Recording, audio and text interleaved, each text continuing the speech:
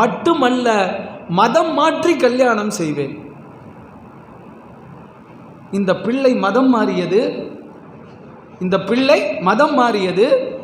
இன்றைக்கும் அந்த பிள்ளை காஃபிராகவே குழந்தையை பெற்றுக்கொண்டு வாழ்ந்து கொண்டிருக்கிறது.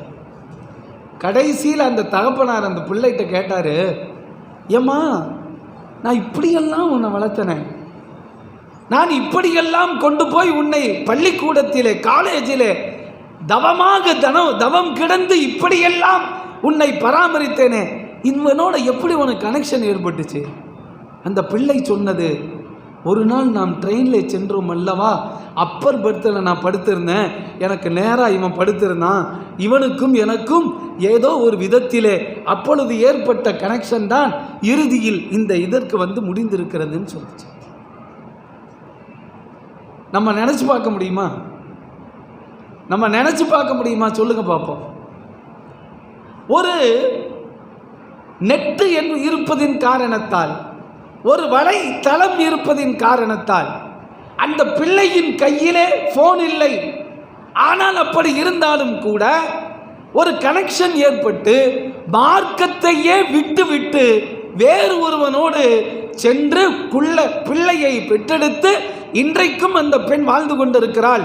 அப்படிங்கிறத பார்த்தா அல்லாஹு அக்பர். ஒவ்வொரு நபர்களும் பிள்ளையை பெற்றவர்கள், பெண் பிள்ளையை பெற்றவர்கள் எல்லாம் எவ்வளவு ஜாக்கிரதையாக இருந்தாலும் இந்த வலை தளம் என்பது எந்த விதத்திலும் மாற்றுவதற்கு ஆற்றல் பெற்றது என்பதை நன்றாக விளங்கிக் கொள்ள வேண்டும். பெண்கள் எப்படிப்பட்டவர்கள்? ஒரு பெண் ஒரு முடிவு எடுத்து விட்டால் அதிலிருந்து அவளை மாற்றுவது ரொம்ப கஷ்டம். ஜாமியா மில்லியா, ஒற்றை விரல் புரட்சி, ஒரே ஒரு விரலை மட்டும்தான் காட்டுச்சு அந்த புள்ள, இந்தியாவே அலறிச்சு. ஒற்றை விரல் புரட்சி என்று இந்தியாவே அலறியது. ஒரே ஒரு பெண் தான் ஷாஹின் பாத்திலே அமர்ந்தார், அவருக்கு தோள் கொடுத்தார்கள், இந்த இந்தியாவே ஸ்தம்பித்தது.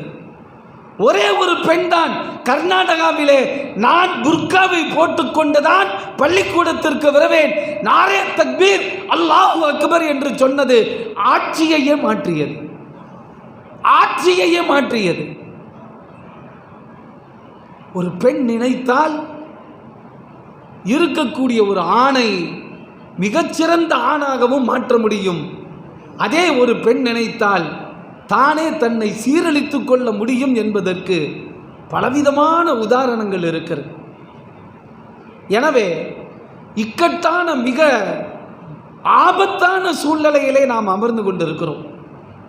நம்ம என்னதான் கண்ட்ரோல் போட்டாலும் சரியே, நாம் எவ்வளவுதான் கண்காணித்தாலும் சரியே, நம்முடைய கண்காணிப்பு, நம்முடைய கண்ட்ரோல் அத்துணையும் ஒரு பெண்ணை முழு ஈமானுள்ள பெண்ணாக நாம் ஆக்காமல் விட்டுவிட்டால் கட்டாயம் அதிலே மிகப்பெரிய பலகீனம் ஏற்படும் என்பதற்கு மிகப்பெரிய சான்றுகள் மிக அதிகமாக இருக்கிறது. எனவே நம்முடைய பெண்கள் மிகச் சிறந்த பெண்களாக உருவாக வேண்டும் என்றால் அதற்கு இது போன்ற நிஸ்வான்கள் மிக முக்கியமானது. நிஸ்வான்களின் மூலமாகத்தான் பெண்களை பண்படுத்த முடியும், பக்குவப்படுத்த முடியும். ஒரு பெண்ணை ஹாஃபிலாவாக உருவாக்குவதின் மூலமாகத்தான் அந்த பெண்ணை பக்குவப்படுத்த முடியும், அந்த பெண்ணை சீர்படுத்த முடியும். ஒரு குடும்பத்தில் ஒரு பெண் சீர்பட்டு விட்டால் அதற்கு பின்னால் இருக்கக்கூடிய குடும்பமே சீர்பட்டுவிடும். ஒரு குடும்பத்தில் ஒரு பெண் சீர்கெட்டு விட்டால் அந்த குடும்பம் சீர்கெட்டுவிடும். பெண்களால் எதை சாதிக்க முடியாது? நான் வாசித்து காட்டிய அந்த ஆயத்திலே சுருக்கமாக சொல்லிவிட்டு நிறைவு செய்கிறேன். ஹவுலா என்ற ஒரு சஹாபி பெண்மணி இருந்தார்கள். அவங்களுடைய கணவர் வயதானவர். இந்த ஹவுலாவுக்கு அதிகமான பிள்ளைகள், 2 பேரும் கணவன் மனைவி. ஒரு தடவை அவர் கணவர் வீட்டுக்குள்ள வந்தார். இந்த அம்மா ஏதோ கேட்டாரு, அந்த அம்மா செய்யலை, கோபித்து கொண்டார். உடனே என்ன செஞ்சாரு, உன்னுடைய முதுகு என்னுடைய தாயினுடைய முதுகை போல இருக்கிறதுன்னு சொல்லிட்டார். உன்னுடைய முதுகு என்னுடைய தாயின் முதுகை போன்று இருக்கிறது அப்படின்னு சொல்லிட்டார். அதாவது தலாக்கு சொல்லுவதற்கு இது ஒரு முறை. அந்த காலத்தில் தாயை ஒப்பிட்டு எந்த நேரத்திலும் மனைவியை ஒரு சுண்டு விரல் கூட சொல்லக்கூடாது, விரல் நுனி கூட சொல்லக்கூடாது, நெகம் கூட சொல்லக்கூடாது. என் தாயினுடைய நெகத்தை போல இருக்கிறதுன்னு கூட ஒப்பிட்டு காட்டக்கூடாது. அவர் சொல்லிட்டு போயிட்டார். இந்த அம்மா உட்காந்து அழுதுகிட்டு இருக்கு. கொஞ்ச நேரம் கழித்து வந்தார். ஏதோ தெரியாதனமாக சொல்லிட்டேன் அப்படின்னு நேராக போய் பிடிக்க போனார். அந்த அம்மா தொடாதன்றுச்சு. இப்போ என்ன தலாக்கு? இப்போ இந்த சூழ்நிலையில் என்ன செய்கிறது? கடைசியில் எல்லாத்துக்கும் விடிவு காலம் ஏற்படுத்துவதும் பெண்கள் தான்.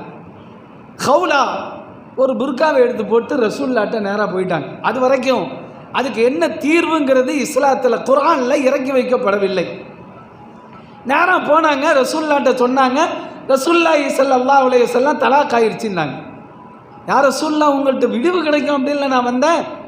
தலாக் ஆகிவிட்டது அப்படின்னா உங்கள்கிட்ட நான் ஏன் வரணும்? எனக்கு இதற்கு ஒரு விடுவை வாங்கி தாருங்கள். ரசூல்லா அதுக்கு இன்னும் ஆயத்து இறங்கலைன்னாங்க. வெளியே போனாங்க. அந்த அம்மா பயந்துக்கிட்டே ரொம்ப அழுதுகிட்டே போனாங்க. ரசூல்லாட்ட தான் நிலைய சொன்னாங்க. எனக்கு அதிகமான பிள்ளைகள் இருக்கிறது. ஒரு ஆண் இருந்து சம்பாதித்து கொடுத்தால்தான் என் பிள்ளைகளை காக்க முடியும். என் கணவர் வயது முதிர்ந்தவராக இருக்கிறார். நான் சமைத்து போட்டு அவருக்கு துவைத்து கொடுத்து அப்படி செய்தால்தான் அவரால் உயிர் வாழ முடியும். 2 பேரும் ஒருத்தருக்கு ஒருத்தர் கட்டாயம் இருக்கணும். என்ன செய்கிறது நாயகமே? ரசூல்லா விடிவு இல்லைன்ட்டாங்க. போயிடுச்சு. அந்த அம்மா மஸ்ஜிது நபவி வெளியே நின்று தன்னுடைய முந்தானையை தூக்கி பிடித்து, யா அல்லாஹ், எனக்கு இதற்கு ஒரு விடிவு காலத்தை தா என்று கேட்டது. அல்லாஹ் தபாரக வ தஆலா கத் சமி அல்லாஹு கௌலல்லதி துஜாதிலுக ஃபீ ஸௌஜிஹா வ தஷ்தகி இலல்லாஹ் என்ற ஆயத்தை இறக்கி வைத்தான். ரசூலுல்லாஹி ஸல்லல்லாஹு அலைஹி வஸல்லம் கௌலாவை கூப்பிடுங்கன்னாங்க. ரசூலுல்லாஹி ஸல்லல்லாஹு அலைஹி வஸல்லத்திட்ட வந்தாங்க. உனக்கு விடிவு காலம் கிடைத்து விட்டது என்று அதற்குள்ள முறைகளை குர்ஆன் தெளிவாக சொல்லி தருகிறது. எனவே ஒரு பெண் நினைத்தால் கியாமத்து நாள் வரும் வரையிலும் ஹவுலாவின் மூலமாக மற்ற உலகத்தில் இருக்கக்கூடிய அத்தனை மூமினான பெண்களுக்கும் விடுவு காலம் கிடைத்தது என்று பார்க்கும் பொழுது நிச்சயமாக ஒரு பெண்ணால் ஒரு குடும்பத்திற்கு ஒரு மிகச்சிறந்த விடுவு காலத்தை ஏற்படுத்த முடியும். அப்படி ஏற்படுத்துவதற்கு இது போன்ற நிஸ்வான்களை பயன்படுத்தி நம்முடைய பிள்ளைகள் மார்க்க அறிவு பிள்ளைகளாக பெற்றவர்களாக ஆக்குவதற்கு முயற்சி செய்வோம். வல்லோன் அல்லாஹ் வெற்றி பெற்ற நன்மக்களாக ஆக்கி அருள் புரிவானாக. ஆமீன். வ ஆகிரு தஅவானா அல்ஹம்துலில்லாஹி ரப்பில் ஆலமீன். அஸ்ஸலாமு அலைக்கும் வ ரஹ்மத்துல்லாஹி வ பரகாத்துஹு.